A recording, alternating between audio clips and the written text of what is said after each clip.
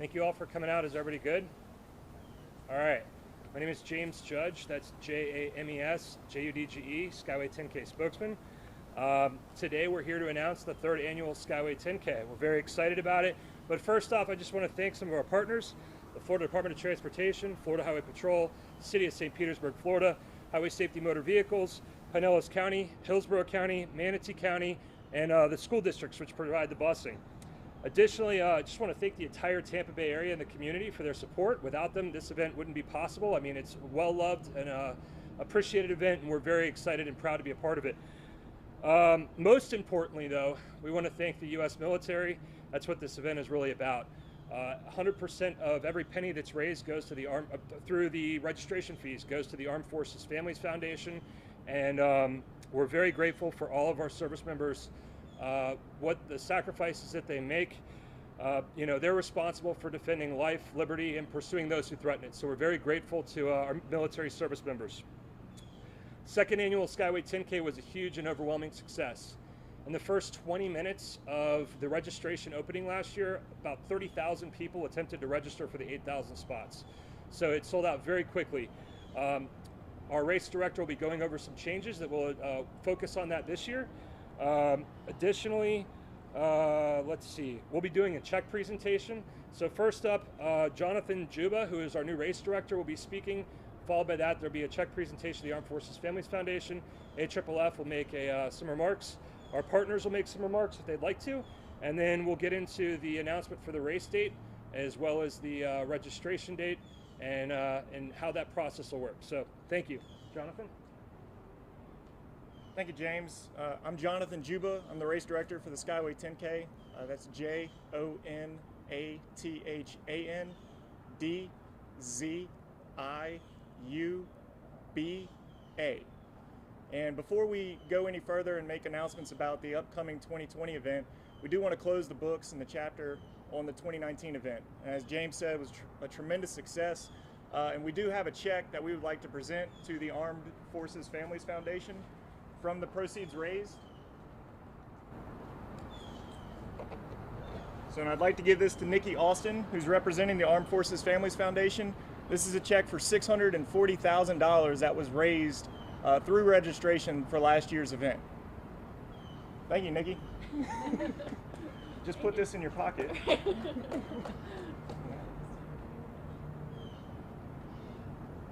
Thank you, Jonathan. And my name is Nikki Austin, N-I-K-I, Austin, A-U-S-T-I-N, volunteer for the Armed Forces Families Foundation. First and foremost, on behalf of the Armed Forces Families Foundation, we just want to thank our Armed Forces families. First of all, they are the support lines for our military as they get deployed, and then of course our military servicemen and women who are doing so many great things for our country.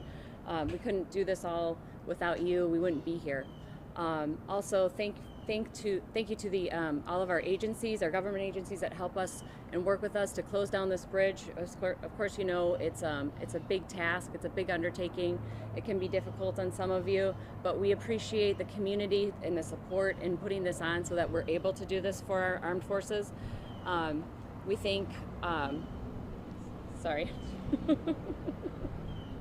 And thank you to all of our participants in the race. With 100% of the registration fees going back to the Armed Forces Families Foundation, we're able to do some really great things in the community. If you go to our website, armedforcesfamilies.org, you can see some of those projects and some ways that we're spending that money in the community to help those military families. So we hope you all take a visit there and look and see some of the good things that we're doing. Thank you. All right, now for the moment that we've all been waiting for. We are excited to announce that the third annual Skyway 10K race will take place on Sunday, March 1st, 2020. When you consider all of the race staff, contractors, law enforcement agencies, government agencies, volunteers, vendors, over 1,000 people come together to put this event on each year, and we couldn't be more grateful, as Nikki said, for their support and the support of the Tampa Bay area community. We're very, very excited about it and looking forward to 2020. As James mentioned earlier, last year over 30,000 people tried to register for the race within the first 20 minutes. This year, we're instituting a major change to our registration process. On October 3rd, we will be opening up a lottery application process. People will be able to register for the lottery free of charge between October 3rd and October 20th.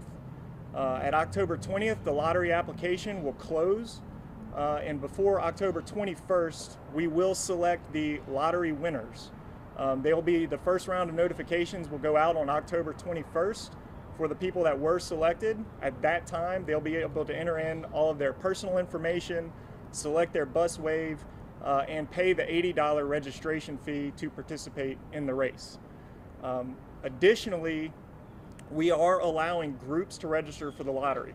So participants can register as an individual, or they can register as a group of up to 4 people. It is important to note that groups are going to be treated the same as individuals, so they'll have an equal opportunity chance to be selected as lottery winners. But if the group is selected, all members of the group will be able to register and participate in the race together. Again, October 3rd is the date that the lottery application opens, and it's free to register for the lottery. We'll close that on October 20th, and then on the 21st, registration then begins to open. We will do rounds of 1 week. Any spots that are unclaimed after the first week will roll down to the next randomly selected lottery winners. So that's the major change that we're doing this year to try to make it easier and give everybody an equal chance to be able to participate in what is quickly becoming one of the most exclusive and premier outdoor events in the Tampa Bay area. Next up, we have Steve Gaskins with the Highway Patrol. He wanted to go over a few things. Again, Sergeant Steve Gaskins, Florida Highway Patrol. Last 2 years have been great. Been a very successful event. The FHP is very excited to be a part of this yet again this year.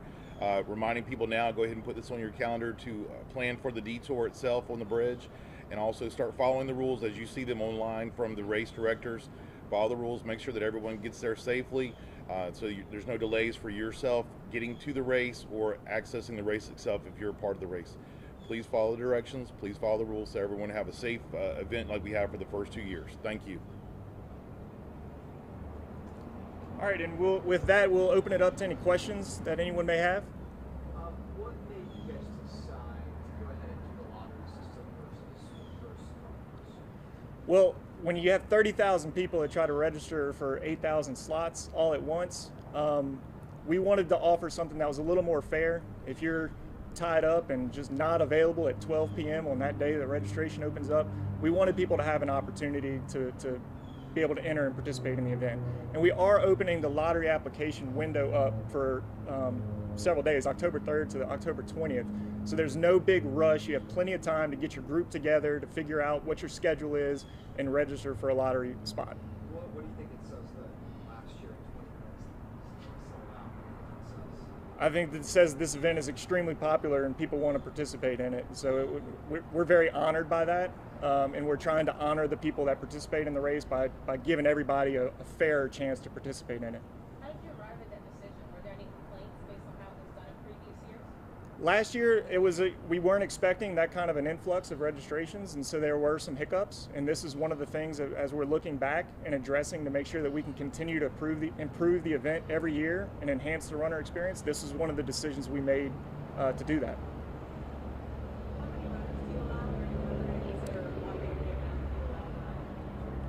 There's certainly limitations to the amount of runners we can put on the bridge and the amount of time that the bridge can be closed. So at this time, we don't have any plans to increase the number of runners, and we are holding it at 8,000 participants.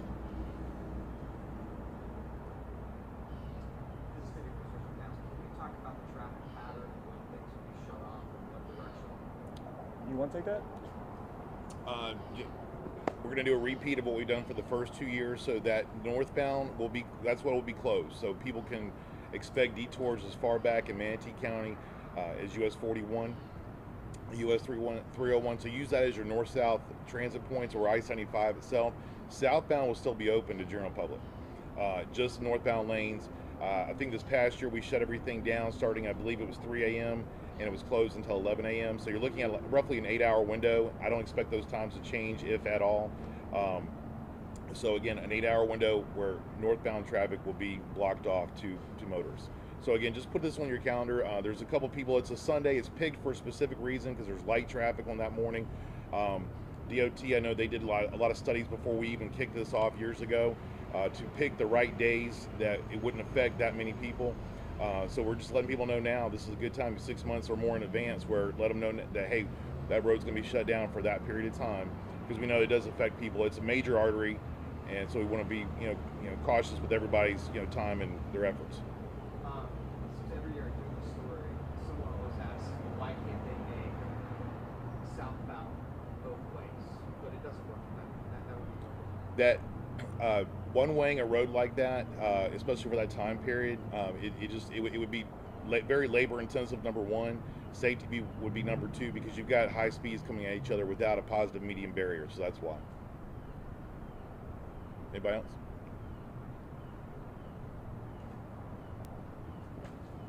Well, thank you all for coming out.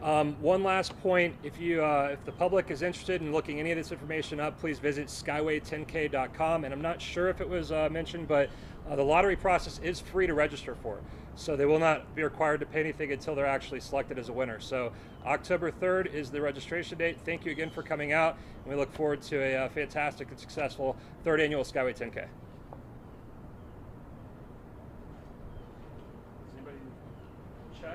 Check presentation photo or anything like that, or yes?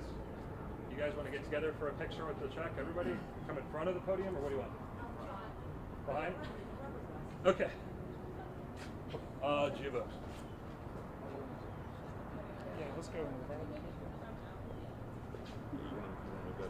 Yeah. So that way it's Oops. Sorry, somebody's lab dropped.